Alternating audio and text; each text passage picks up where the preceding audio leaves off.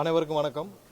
இன்று திருப்பரங்குன்ற சட்டமன்றத்தில் என்னுடைய வேட்புமனு தாக்கல் செய்தேன். தளபதியுடைய ஆசையுடன் தளபதியுடைய கட்டளைக்கிணங்க இன்று என்னுடைய வேட்புமனுவை இங்கே தாக்கல் செய்தேன்.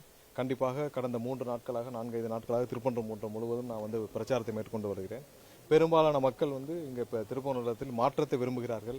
அதிமுக திமுகவிற்கு வாக்களித்து இவர்கள் அழுத்து போய்விட்டார்கள். இவர்கள் இந்த ஒரு 60-70 வருடத்தில் திருப்பரங்குன்றத்துக்கு எதுவுமே செய்யவில்லை.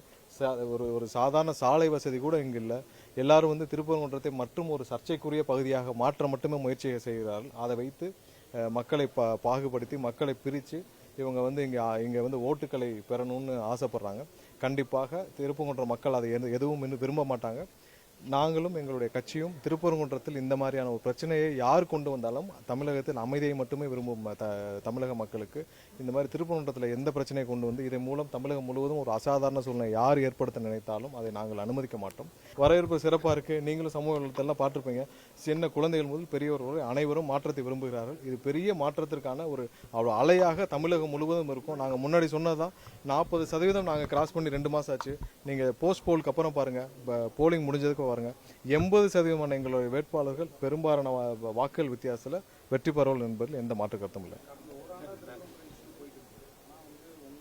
திருப்பரங்குன்றம் இஷ்யூவை யார் பெருசாக்குறாங்கன்னு எல்லாம் தெரியும். திமுக என்ன செஞ்சதுன்னு தெரியும். திமுக கோர்ட்டில் இதை எப்படி ஹேண்டில், எவ்வளவு அசால்ட்டாக இதை கோர்ட்டில் திமுக ஹேண்டில் பண்ணாங்கன்னு தெரியும்.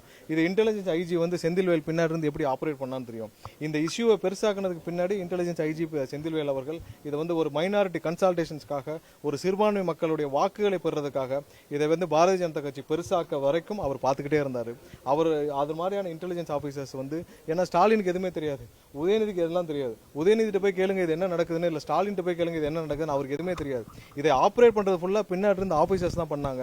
திருப்பரங்குன்றம் இஷ்யூ சாதாரண ஒரு இங்க இருக்கிற ஒரு சாதாரண இஷ்யூவை பெருசாக்கி அதன் மூலமாக எங்களுக்கு, அதாவது சிறுபான்மை வாக்குகள் எங்களுக்கு வருதுன்றத நம்பி அதை வைத்து இவங்க பெருசாக்கி இந்த இஷ்யூ மூலமாக இவங்க சிறுபான்மை வாக்களை பெறுறதுக்கு மட்டும்தான் திமுக அதை பெருசாக்குனாங்க.